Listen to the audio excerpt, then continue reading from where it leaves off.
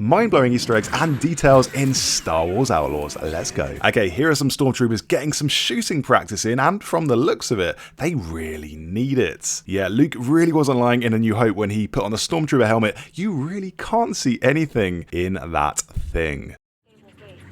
And once you line up your sights, remember, you want to squeeze your trigger.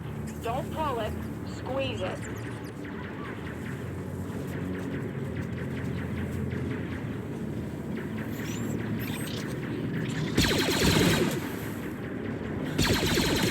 No! Did you listen to anything I said? You're all hopeless. Check out this Easter egg. It's a droid disco.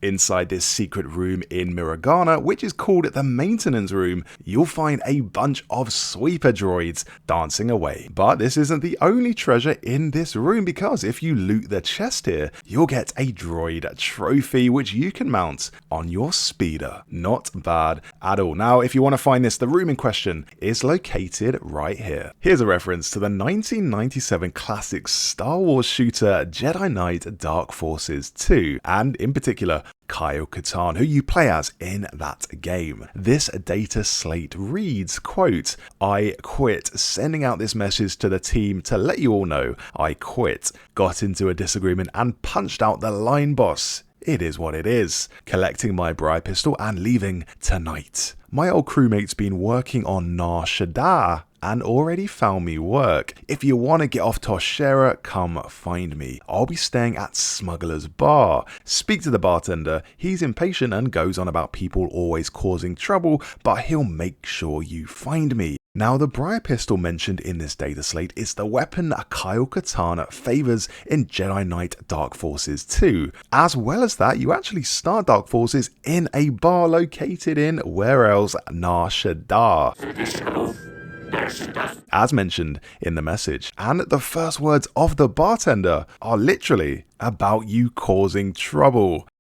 Get out of my bar, you always cause trouble. So this datapad basically sets up the entire game and shows you what happens immediately before it begins. Okay, this is more of a detail than an Easter egg, but check out what happens when you zoom in the camera on Nix's eyes. They are fully ray traced. If you turn ray tracing on in the graphics settings, you can see the entire world reflected in Nix's eyes in real time. It's not just Nix who has ray traced eyes, even regular NPC citizens have them, although not quite as detailed as Nix. To be fair, the devs probably didn't expect you to do a massive zoom into their eyeballs. Actually, while we're here, let me tell you why the planet of Akiva is an Easter egg in itself. This is the first time the planet has been portrayed after making its debut appearance in a novel by Chuck Wendig. This is called Aftermath, and it came out in 2015, so fans have been hearing about this place for 10 years.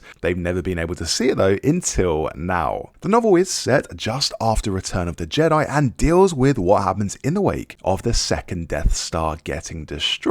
And what happens is the surviving Imperials gather on Akiva to get ready for a counterstrike. This counterstrike failed when the citizens of the planet found out and staged a rebellion. However, Akiva later pledged allegiance to the growing First Order, which explains why there's a big Imperial presence in the city during Star Wars Outlaws. Another Easter egg to find on Akiva is Temmin. Now, you interact with this character during the story of Outlaws, but did you know this character actually appears in both Star Wars The Force Awakens and Star Wars The Rise of Skywalker? These are set roughly 20 years after the events of Outlaws, which explains the beard. Full name Temmin Wexley. He's a Resistance pilot who was portrayed by actor Greg Grunberg in those two films. The next Easter egg, and this is impressive, the text in this game isn't just gibberish, it's a real language. It's called Orabesh, and you can actually translate it. So this orange word, for instance, translates to menu. If you wanted, you could translate literally the entire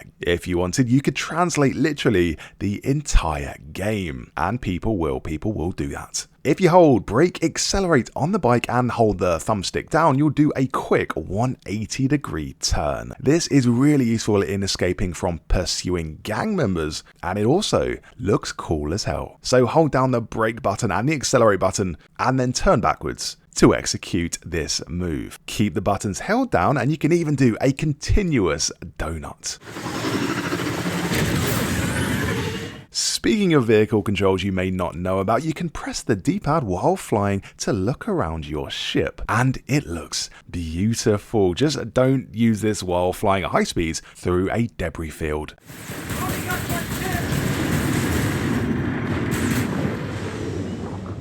Another detail courtesy of ray tracing, and this might be the best example in the whole game. This is the reflection on the floor of Miragana, and this is what you'll see with all the ray tracing effects turned way up to maximum. Look at that, that is beautiful. Not only do we see the reflections, we also see all the scuff marks. Also, I don't know if you can tell, I just bought a new PC and I wanted to show it off.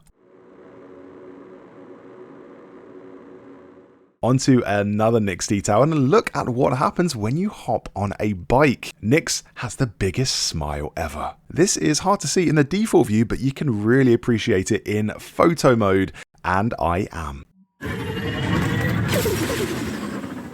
Here's a cool Easter egg. Head to the cantina and there is a small 3-piece band that performs. Although this is not the Max Rebo band as seen in Jabba's palace. It's not even the forerunner to the Max Rebo band, which goes by the name Ever Orbus and his Galactic Jizz Whalers. Yes, that is actually the name of that band. Ever Orbus and his Galactic Jizz Whalers were a band who played the genre of music known as jizz. They were founded by Ever Orbus and featured Max Rebo, Cy Snootles and Droopy McCool, who later formed the Max Rebo band and played in Jabba's palace in the events of Return of the Jedi. You can visit the Lars homestead in Star Wars Outlaws, the famous Lars homestead, aka where Luke Skywalker was raised. This is following the events of A New Hope though, is what you're seeing here. So Uncle Owen and Aunt Beru have since been murdered by the Empire. It's been like years, so everything has either been pillaged or covered by sand.